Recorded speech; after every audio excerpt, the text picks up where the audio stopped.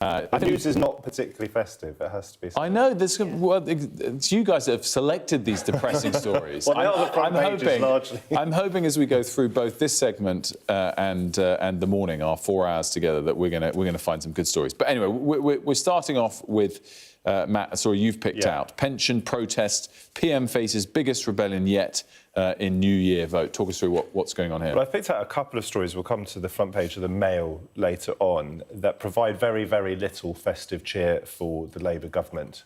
And I'm someone who is broadly supportive of there being a Labour government, certainly delighted to turf out the Tories, but even I would have to accept that this has been a pretty dodgy start so far, and things look like, at least in the short term, that they're going to get worse before they get better, if indeed they do get better.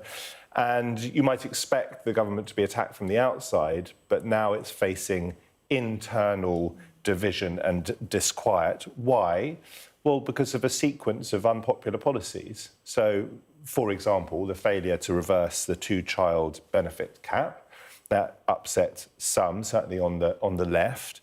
And also, of course, the removal of the winter fuel allowance from a lot of pensioners. But critically here, and I think this was the final straw, which could lead to a revolt in the new year, Labour's U-turn, although it wasn't in their manifesto, on the WASPy women.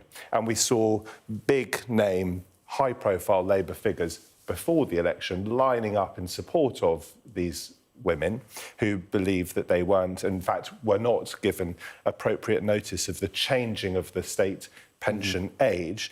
And now Labour are refusing to compensate them, even though, as I understand it, the Ombudsman has suggested or recommended that they do. Now, it looks like there could be a real parliamentary revolt of up to 100 Labour MPs in the new year if there's a vote. Will there be a vote? Well, the Lib Dems, we're told, want to force through a vote. Sophia, on this particular issue, is the key thing the U-turn aspect of it rather than the fundamental of the issue? I think we have to remember that at the same time we've seen the winter fuel allowance cut for the same population, so I think it's a double hit. And I think that's what we do sometimes forget, that it is just kind of bad news after bad news. So I think looking at the news, yeah, exactly, as a wider thing, that's definitely fed into it.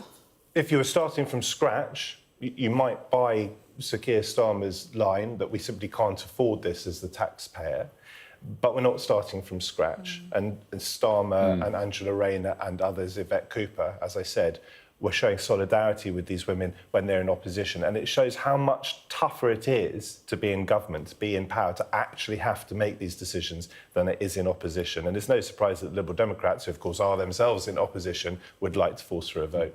Sophia, you've gone your first story in the Times, page 7. Grocery tax could add £70 to annual food bills. Shops tell Labour. Grocery tax is in inverted commas, because what are we talking about exactly here? Yeah, the headline really grabbed my attention this morning because families are still dealing with the cost of living crisis. For some, it is ongoing. So what we're dealing with here is a packaging levy, which it looks like it's going to add £70 to annual food bills. This was originally thought up by Michael Gove when he was Environment Sec, but pushed to the side, and it's been revived by this government.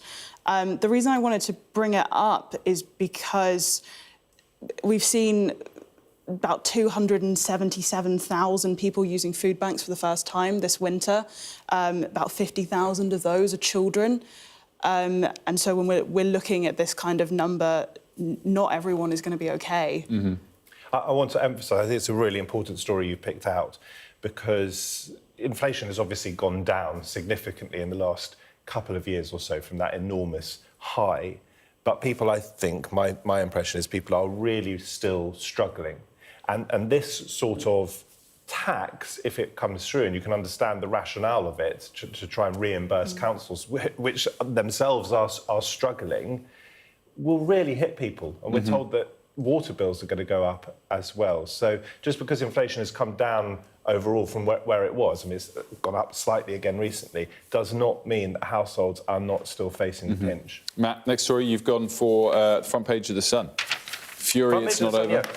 Just because it's not so much the boxing that interests me here, it's the sort of way in which Saudi Arabia is successfully rehabilitating itself after that appalling, grisly murder of Jamal Khashoggi in the Saudi embassy in Istanbul, in Turkey, when the world turned against Saudi Arabia, against the kingdom. Through sport, it is managing to inveigle its way back into British and global life. So just, for example, think about the funding that Newcastle United Football Club has got from the Saudi Wealth Fund. And then you have these massive stories. You know, this is the World Heavyweight Championship between Fury and Usyk. And you get in the second paragraph on the front page of one of our biggest newspapers in this country, the fact that it took place in Saudi Arabia. So from their point of view, it's extremely successful. From our point of view, I think we have to remember, and by the way, of course, this is in the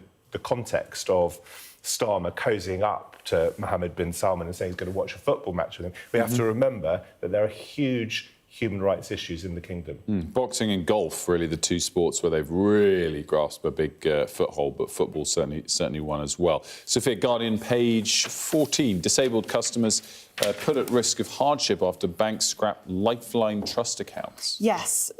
So most recently, Nationwide have scrapped their trust fund bank accounts, which are for disabled people, and they are accessible by trustees who can access the money in their banks. It's not just Nationwide. The only bank that still has this available is Metro, but it's leaving people, vulnerable people, without access to money. Someone mentioned in this article one man has had to cancel Christmas for his disabled son because they can no longer access the £28,000 in their account, which has now been closed. This is unfair, as described by the Mencap CEO.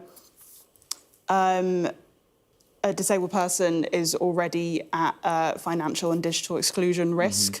And so this added thing is just another thing in the midst of everything that's going on with the DWP, not having access to money. And this is something that needs to appeal to the regulators, perhaps, or to the government, or just to the goodwill of the executives. One would think the latter would be sufficient. Yes, all of the above. Yeah, all of the above. We've got just over a minute, so Matt, quick rush through the next one, because we are going to get revised numbers for GDP for the third quarter at the top of the hour. What have you picked out here? 30 seconds. Well, just that the economy isn't in a great state, and the Confederation of British Industry, their deputy chief economist, has been saying this is going to be the worst of all worlds, that businesses are going to be reducing their output and reducing hiring, and Labour are going to have to grip this in the new year. I'm sure we'll come back to this story in the next hour. Yeah, and we'll be talking about the CBI warning specifically throughout the next hour, but also the new data on GDP that crosses at the top of the hour after a short break, which we're going to take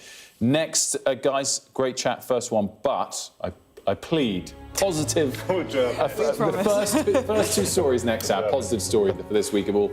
Take a quick break. We'll have the GDP numbers for you, top of the hour, in just a couple of minutes.